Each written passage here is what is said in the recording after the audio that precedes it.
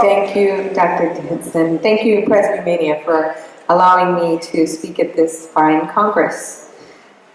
So presbyopia is an inevitable condition. Its arrival is dramatic, frustrating, requires time for the individual to adapt to the limitation it imposes, and it's actually a visual burden, not only just visually, but also on socioeconomics. 11% of the world's population is over 60, and this figure is expected to double by 2050. So today, we've been hearing a lot about presbyopia correction, which we have had those tools in our hands for some time. But I think there are a couple of procedures that are showing some signs of hope for presbyopia therapy. And by therapy, I mean something that is alleviating a problem by treating the problem itself. And correction, of course, of presbyopia comes with the compromise of changing optical elements of the eye. So what do we have on our tools today for surgical presbyopia correction? We have the pseudo-accommodative procedures, corneal laser, presby-LASIK, multifocal procedures, monovision, and some thermal procedures that are no longer in use. We now have corneal implants and, of course, multifocal, and as we heard this morning, trifocal IOLs. What are the possibilities for dynamic accommodation procedures? Now you're seeing a lot of development of accommodating IOLs. There's the lens-filling optics, which actually is not available yet, but Presby drops, which I think we're going to hear about today. There's also a lens softening drop in development, a femto lens softening, and scleral procedures. So just to go over some of the options for surgical presbyopia correction, some of the available options today also including the Inlays, camera, Raindrop, and I think Presbya. There are the reshaping procedures, corneal steepening and also reshaping of cornea, and I think there's also, of course, the multifocality laser procedures. So these you've heard about quite a bit today about creating different zones for vision. And of course, because we are manipulating the optics of the cornea, we're going to have the normal glare, night vision problems, reduction of vision, and optical ghosting can also occur.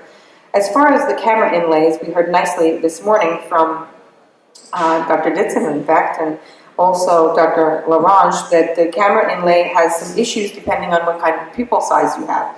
So this is a pinhole effect mechanism of action. And the corneal implant raindrops claim to be creating a profocal cornea, which again, despite all efforts, it's still an implant and it's obviously in non-dominant eye. So the other lens also is Presbya by FlexView microlens, and this is a similar type of procedure which is placed in the stromal pocket. So what are the advantages and disadvantages of inlays? Good vision at near and intermediate and far distance. Binocular vision at all distances is fairly good. It's shown safety in its clinical studies, and it is reversible to some extent, although you do have a flap and some micro-incision in the cornea. So examination and imaging is unaffected and visual field is unaffected. So there are still, because you're on the optical axis, the typical types of disadvantages that you see with any kind of corneal procedure, even if it's smaller. The intraocular lens implants, which actually is more for the cataract audience, I don't know that clear lens or prelex is being done traditionally in many parts of the world, but this is, of course, for the cataract level age, and there's some very exciting technology there. So again, what are the dynamic options that we have today? And again, I'm not going to say anything about the Presby drop because I think Price is presenting on that.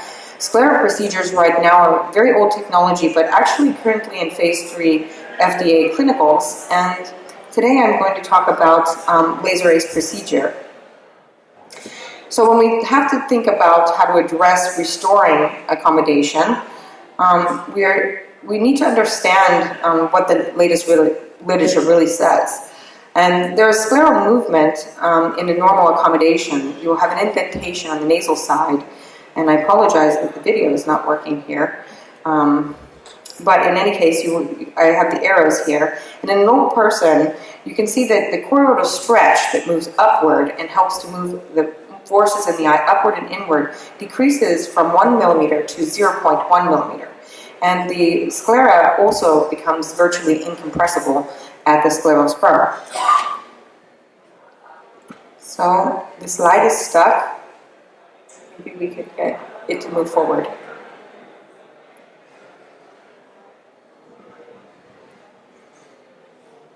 I think the animation was trying to play. Sorry. Hello? Okay, fine. So the idea with the scleral implants is basically create a myopic roof and give the muscle working room. The disadvantage of this kind of treatment is it's extremely invasive. And secondly, once the implant is put in, if it moves at all, you can lose effect. And thirdly, if as the globe ages, as it will, the connective tissue will age, there is no ability to retreat that condition. You can't take the implant out and re-put it back in, and it will have a limitation, let's say, in repeatability. So the laser rays procedure was designed to address the biomechanical properties of ocular rigidity and address that problem, if you will. There are micro-excisions that are created over 3 critical anatomical zones, one being the scleral spur, the second being the middle muscle belly, and the third zone being the origin of the muscle itself. And as we learned from Dr. Olga Rezanova this morning, whether or not you're ametropic or myopic or hyperopic, these anatomy can be in various different parts of the eye and change radically different rates from each other. So here's the procedure. There's a viscoelastic and, of course, corneal protector. There's also a matrix marker. This is a transconjunctival procedure. It takes about 7 seconds per ablation to get to the base of the blue view of the choroid. You can see that it is a near contact. The laser basically follows down into the cylinder, and these are made into 9 spots in 4 oblique quadrants. And essentially the idea is to restore a little pliability or have a biomechanical effect so that when the ciliary muscle contracts upon accommodative response, the wall of the sclera does not resist the force that it's trying to put on the ever-stiffening lens. So this is a mechanism of action presumed that we're undergoing many R&D studies, that the inward and upward forces, by decreasing these resistive forces of the sclera, would allow the muscle to become more efficiently driving force towards the lens. So what are the procedure advantages? It's not performed on the visual axis of the eye. There is no contraindication for future corneal or cataract surgery. Combining laser rays with other presbyopic treatments modalities may have an additive effect. For example, monovision, presbyopia correcting contact lenses, accommodating IOLs, and prior monofocal pseudophakic emmetropes. This may also provide distance vision for post-LASIK patients with slight hyperopia. So I'm going to present some of our early data. This is a cohort of 24 patients that was done at an IRB registered clinical trial in Taiwan and Taipei under the principal investigation of Dr. David Ma. And this shows our 12-month data showing stability of the refractive error over time. Distance is unaffected. Our distance-corrected vision at 18 months post-op showed no statistically change in distance vision. Distance-corrected intermediate visual acuity was 100%, 2032 or better. And distance-corrected near visual acuity was 64%, 2032 or better. This uncorrected data is slightly better than our distance-corrected data, mainly because these are typically a myopic population in Taiwan. So we had 93% 2032 or better in the intermediate category, 86% 2032 or better in near vision.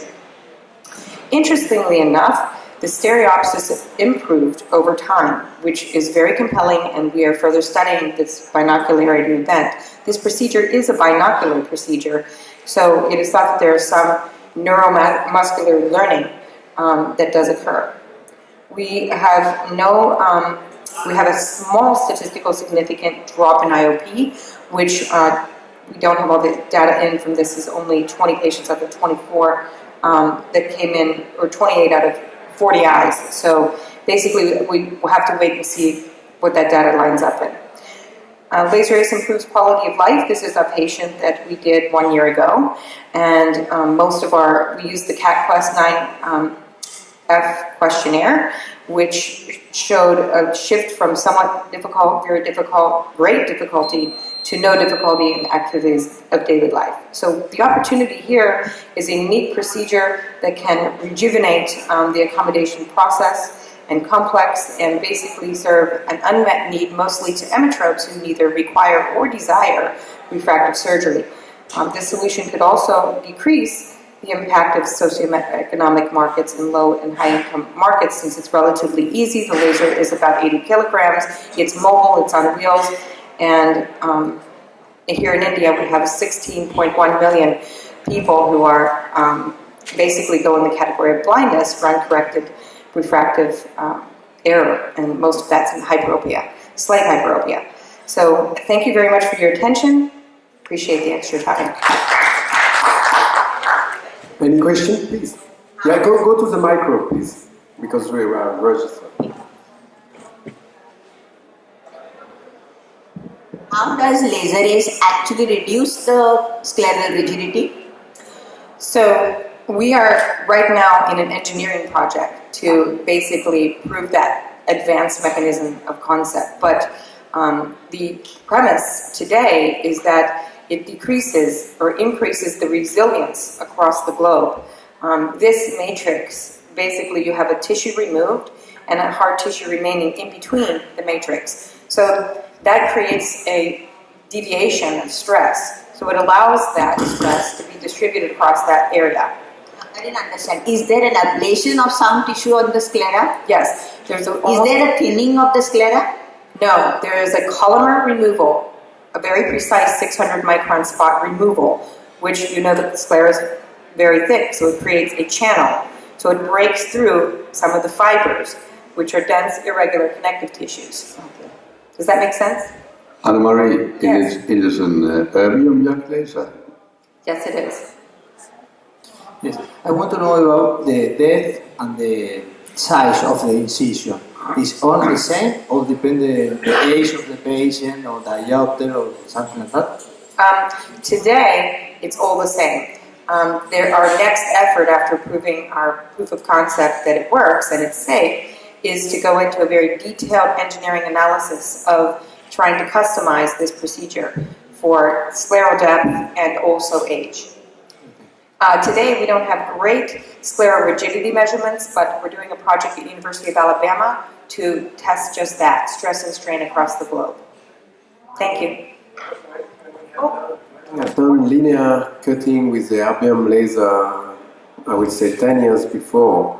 It was working pretty well the first year, but after that, it seemed that the cicatrization stopped, and the people doesn't have any more accommodation. What's happened? You show us after 18 months, but when you do just a hole or 4 holes like this, it could be the same after a while.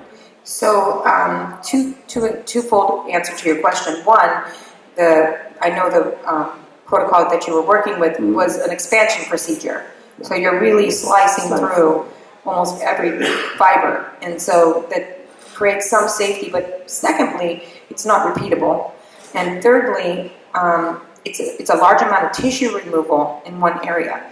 So this procedure is designed to A, be repeatable, B, be retreatable, and 3, be progressive as the globe ages. So when you use a spot, you can pre-calculate the amount of tissue removal that's safe, that you can have throughout your aging lifetime until there's no amount that will help you at that point. So the whole design of this procedure hopefully will be able to follow you with age. Thank you much. Thank you. AnnMarie.